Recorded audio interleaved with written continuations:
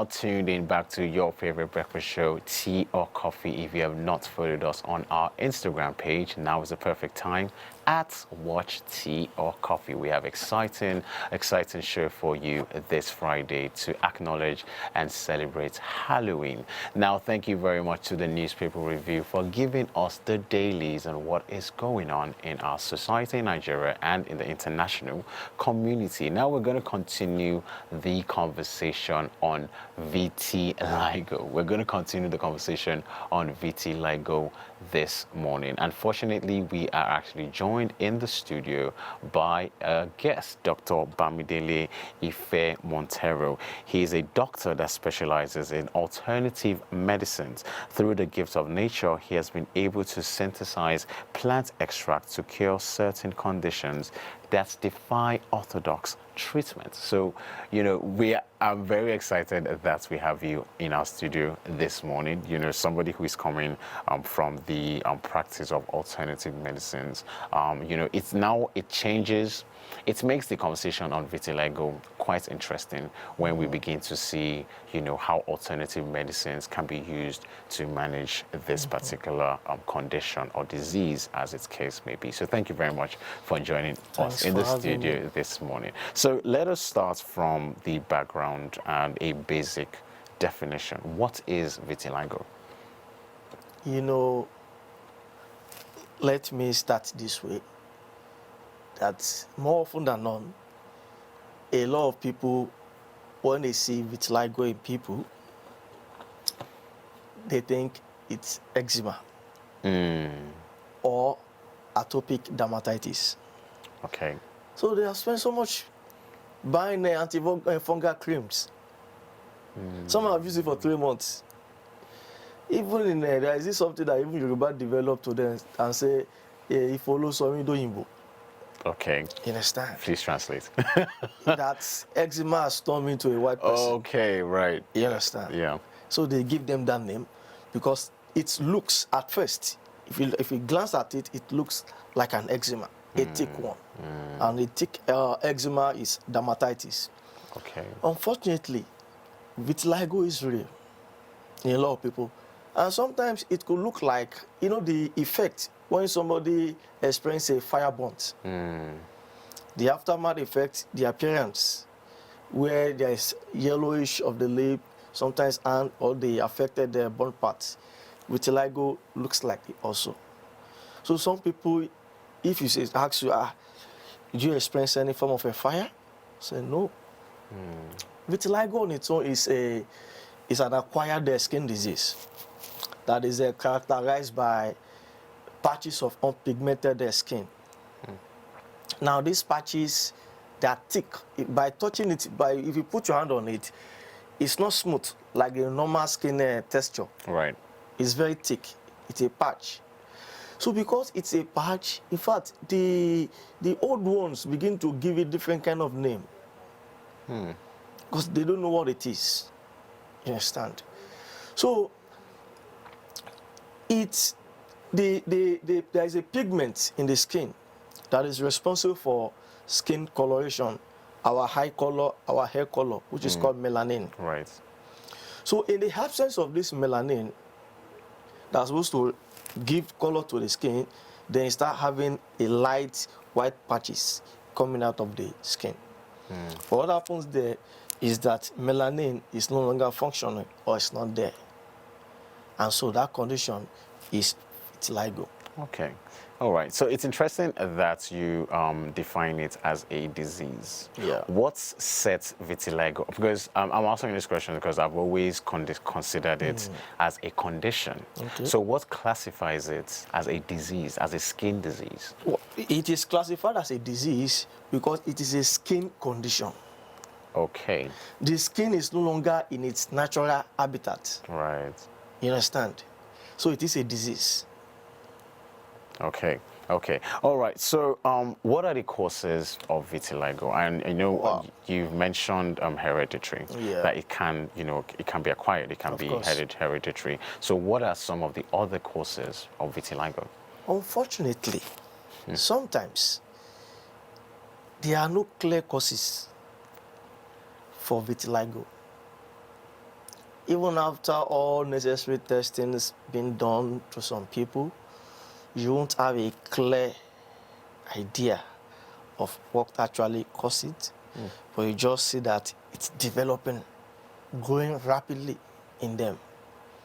For some people, it can be hereditary, but more often, it is as a result of what we call autoimmune condition. Autoimmune condition. Yes. Okay. When the immune system on its own begin to act against itself. That's what we call mutation. Okay. Mutation has to do with the sudden change in the arrangement of a gene or a chromosome. In other words, I'm having this curve in this position. This is a gene. This gene is controlling certain functions, is controlling certain traits. Now, all of a sudden, an autoimmune situation comes into play, and this curve changes its position. What happens is that if this is a gene, that this position, the structure has been altered, the characters that is under the control of that gene will be altered too. Yeah. That's why we begin to talk about why a man, a woman, I digress, they are both tall, husband and wives, and they give birth to a dwarf. You understand? So, for some people too, it can be a lifestyle factor whereby somebody can be exposed Okay.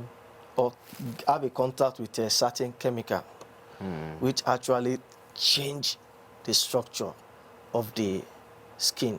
The chemical can be so corrosive, so strong, that it will destroy any skin cells in that area.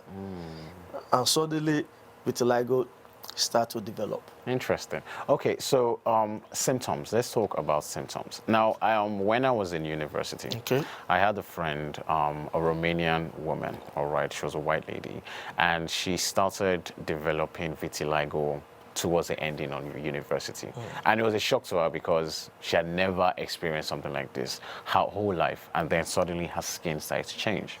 So I want to talk about symptoms. When somebody starts experiencing vitiligo, for instance, in their early 20s, what kind of symptoms can follow so that they understand that it is not eczema or, you know, I can't use very big medical words for the other one that you mentioned. So, yeah, what kind of symptoms follow vitiligo? The symptoms are very clear. Okay. The white patches on the skin, such that when you touch it, touching is very important to it. When you touch it, normally, if I have eczema on my skin, eczema is not going to form a patch such that my skin is going to be different from itself. The textures are going to be the same, but I can see it that something has changed there. That's different. Unlike of vitiligo, you touch it, you feel the patch is very heavy, and you start to see it's spreading. It's spreading. And once it's begin to widen, or sometimes it goes to another body part, Right. then you know that this is not eczema. Okay. And for some people too, you start to observe graying of the hair. And you start turning gray, even when you are not old. And observe the pattern. Your hair. Now, I have gray, mixture of gray and black. The pattern for vitiligo will be the one that my hair is no longer be a mixture. They are not going to be scattered, gray and black. For vitiligo, we just have it's going to be localized To a particular point. That way, you just turn gray all of a sudden. And before you know it, it starts to spread, wipe off the black. And somebody will tell you that old age must be respected. It's not old age. Vitiligo, give attention to it. So you talk to your doctor when you start observing these signs. Is there a medical diagnosis of vitiligo? There is a medical diagnosis. Of course, diagnosis usually, how do I put it so that I can break it down? Diagnosis will depend on some things. First of all, is you look at what they call skin biopsy. Right. You want to diagnose it first. You look at skin biopsy or a blood test can be required. Skin biopsy actually involves taking a tissue sample from the skin to ascertain the cause of a particular disease. Okay. Okay, I have a condition in my arm, then doctor will extract the cells, just a cell from there, then take it to the lab. What is actually causing this? That's biopsy. And you can also talk about physical examination, whereby a doctor will use a very special lamp to view it. Okay. Understand? Okay. So that's it. Are there different types of vitiligo? There are. Okay. Do you know that we live daily with quite a number of people with a vitiligo, but some don't know it is vitiligo. We look at them daily. Some it can be on their lip. Okay. Okay. Some it can be here, around the nose. Now, point taken, please. When vitiligo is over the nose here, a lot of people think it's eczema, because most cases eczema start from this furrow corner down to our mouth. Yeah. So they think this is eczema and they start to apply this normal tropical creams and it's not going. No effect. They will try different things. Somebody will recommend this, somebody will recommend that. It's not going. It's not eczema. So the different types, we have what they call the universal vitiligo. Okay. Universal vitiligo is a kind of vitiligo whereby the condition happens almost to all skin parts. Yeah, when it's almost covering the whole skin part. That's the universal one. Right. We also have, there's one we call generalized vitiligo. That one only happens to most body parts, not all. Right. Most body parts. Then we have what we call the segmental one. That one, of course, it happens, it's not, I prefer the segmental one because it can happen, let's say 1 or 2 years, maximum 3 years, and it actually stops, even without using anything. Right. It just stop growing on its own. It's just there. Right. So that one can actually happen in a particular part of the body. Not maybe it can be just be my hand. And funny enough, if it is the one that is not going, it can become symmetrical. Okay. Symmetrical in the sense that if I have a vitiligo on my right arm, start to spread all over the arm, all of a sudden it turns symmetrical, comes to the left too. But it's not going to go to any other body part. It's just choose what they call a similar body part or a corresponding body part. What is corresponding to the right arm is the left arm. Interesting. So it becomes symmetrical. The same thing. Okay. Fascinating. And we also have what we call the acrofacial one, which happens to only the arm and the face. That one is also common. Yeah. Just see a patch here, see it on the face. That's all. And for some people that come from the southeast, Okay. especially the women, they see vitiligo, if it's on their neck, as a natural mark, birthmark. Okay. Apart from the normal black birthmark that people are usually born with, you can have vitiligo from childhood. And they will tell you it's a birthmark. You ask this lady, what is this here? It's a birthmark. It's everybody in my family. Yeah, I mean vitiligo. It's not a birthmark. So they look at it like a gift from God. It's not. Okay. It's Now, not. considering that people might look at this kind of thing as a gift from God, is vitiligo in itself life-threatening? Can it lead to death? Vitiligo is not life-threatening. Okay. There can only be complication. Now, when you say complication, it depends on the part of the body that it's growing and spreading fast. If vitiligo is going around one of the opening here, maybe my eye, it can make me have what they call partial blindness. I can lose my sight if it's going fastly there. You understand? Because my eye also has a melanin. And if all the melanin is dead, and my eye color is black is turning whiter. Then I begin to lose my vision gradually. So that's the complication. But to life, no, sir. Okay. It's not. All right. So I was going to ask before we have a look at some of the myths and facts around vitiligo. I was going to ask earlier, what determines how vitiligo moves around the body? So you mentioned the symmetrical one. If it appears on the left, it will most likely appear on the right. So, for instance, is there a gene, or what determines how vitiligo moves around a person's body? What determines light factor? Okay, light factor. Light factor, especially from the sun. When somebody has a small patch of a vitiligo on the skin, and the kind of daily activities he or she is involved with has to do with exposure to sunlight.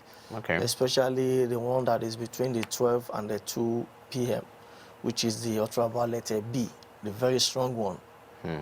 Because normally, even without vitiligo, getting exposed to ultraviolet B from the sunlight, the scorching one, usually destroys the skin melanin. Interesting. You know that melanin are produced by cells called melanocytes. Okay. So these melanocytes, if the sunlight destroys them, they will not be able to produce the pigments called melanin. Melanin will not be able to control the skin color, and such person is exposed. But I thought vitamin D was essential for melanin, and we get vitamin D from the sun. So No, sir, the vitamin D you are talking about is what we call mild sunlight. Okay, not the ultraviolet. No, in the morning, not the scorching one. Okay. Not the scorching one, in the morning. Okay. Like 8 a.m. sunlight, 9 a.m. sunlight, 10 a.m. sunlight, they are wonderful. So the sunlight we experience in traffic, yes. Lagos traffic, is not In the afternoon? In the afternoon. No, sir. No, but unfortunately, if you are in the sunlight, in the traffic, if you are in a vehicle, it's fine. There's a shade on you, that's true. not direct exposure. True. That's true. All right, so let's have a look at some myths and facts surrounding vitiligo. I'm really enjoying this conversation and learning a lot. Thank you very much. So the first myth is that people with vitiligo are born with patchy, uneven skin because they have mixed race parents. Right. No, that's a myth. Okay. That's a myth because vitiligo can happen to all skin types. And in fact, it is more noticeable in somebody with a dark skin. Somebody having dark skin is more noticeable. For somebody that is fairer, you won't notice it. I told you about a friend of mine, a white lady. She was telling me that she has vitiligo, and I'm like, wait, I can't really see it until she really, showed me. Yeah. For somebody that is dark, you'll know easily. Actually, yeah. All right. So the next myth is that only dark-skinned people get vitiligo, which we've just established, right? It's a myth too. Yeah. All right. So the next myth here, vitiligo is related to other skin disease such as skin cancer, leprosy, and albinism. It is a myth. A lot of researches and studies have gone forth to look at a connection between vitiligo and cancer. Until date, none has been found. There is no link between skin cancer and vitiligo. Vitiligo is different from the way cancer.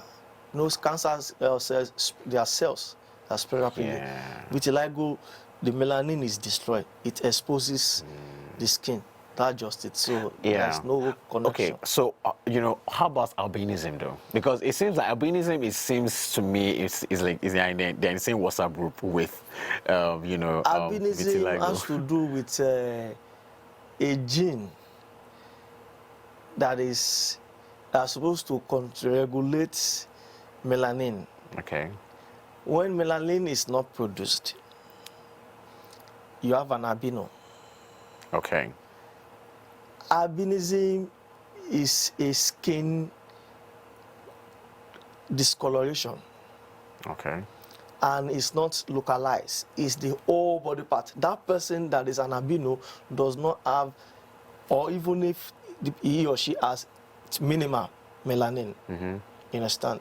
So somebody cannot be albino or albinic in the arm, and the other body parts are different. Right. Yeah. That's the difference. Okay. So in albinism, there is no production of melanin it's just at that all. somebody with a a universal vitiligo, whereby it's almost all body parts. We'll just notice that the person will look like an albino. They will think the person is an albino. Right. But if you look at some other body part, maybe because cloth has covered it, you see that there are some parts that their color is different. This one is not albino.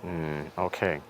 So sometimes sometimes what doctors do in the case where somebody is having a universal one is just to actually depigment the dark parts. Okay, so everything is like one. Yeah. And once depigmentation is a permanent thing, that's very interesting. once your body part has been depigmented, it is over. So is that what happened with Michael Jackson?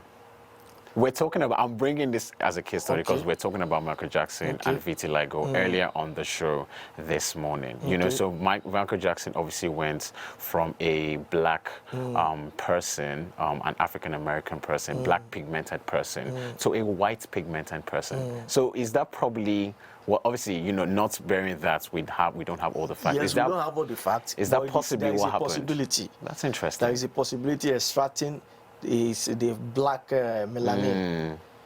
You understand? Yeah. You know, normally Africans, black, the Negroids, they are synonymous with melanin. Right. That is us. It's more abundant or not. It is the reason we are black. That is our race. So you are not going to compare a Caucasian cells with a Negroid. You compare the melanocytes there. There are fewer ones. Actually, yeah.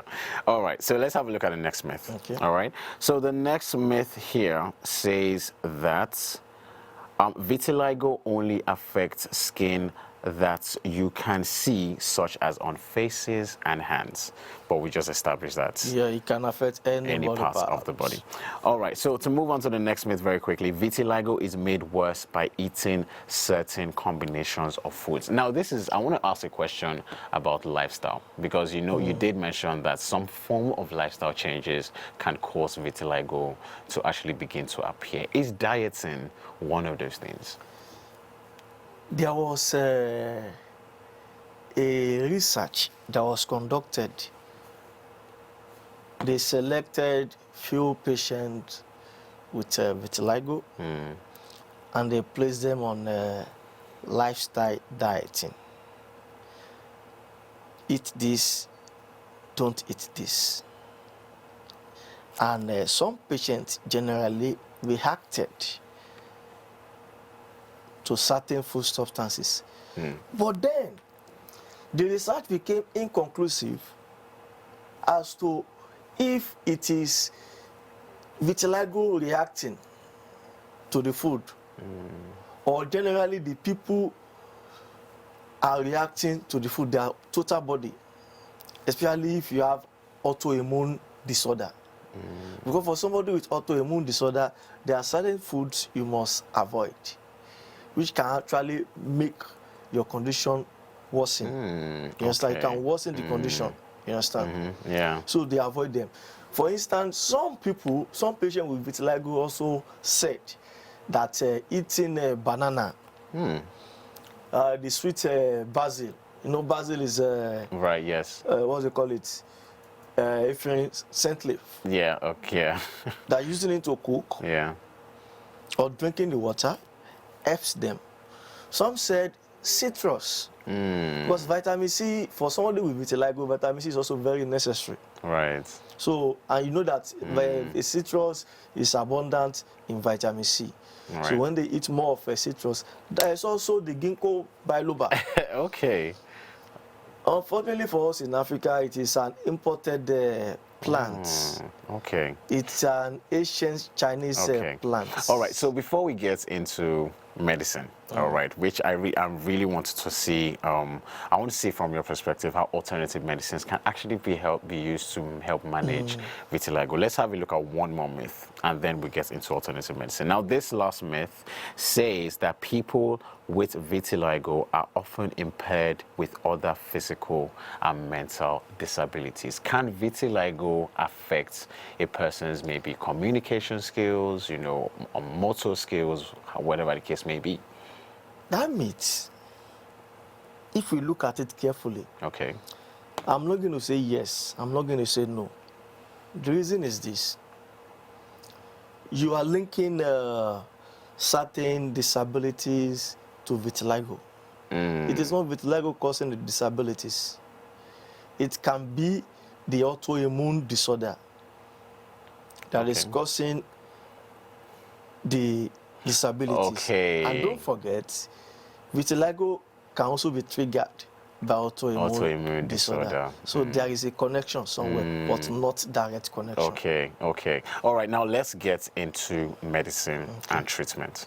Now, you've already started mentioning some of these leaves and some of these plants that can be used to manage. So let's really get into it. What forms of treatment can be used to manage vitiligo, and how, can it be managed? And also, I want to talk about results. What kinds of results would a person using some of these alternative medicines begin to see as they're using it? All right. Treatment depends on the age of the person and how much of the skin that is affected, where and how fast the vitiligo is progressing, and if it's affecting psychological psychological behavior. You understand? Because normally, you see, the psychology is very important here. Why would I go for a treatment if I think I don't need it? So as I treatment depends on it. If I think it's not interfering with my daily life, it's not affecting my self-confidence, why would I go for treatment? So if the patient haven't considered this, that I see myself as inferior, there is this psychological imbalance in me, then I can opt for a treatment. Treatment can be for phototherapy, just light therapy. Treatment can be surgery too, and that actually involves skin grafting. Okay. Skin grafting is when you take you cut a part of the unaffected part of the skin, remove the affected parts, okay, and graft the skin there. You understand? Like a copy and paste kind of thing. Yeah. And you can also do medication too, which actually involves pills. Okay. It can be some corticosteroid cream too. Right. But then, even if treatment, please note this, even if treatment works, there is no guarantee that it's not going to come back. That's why a doctor will still place the person on medication to actually prevent what they call relapse. Relapse has to do, the condition has improved.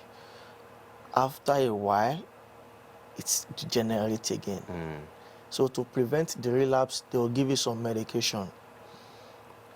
Now, on the alternative part, when I mentioned the ginkgo biloba,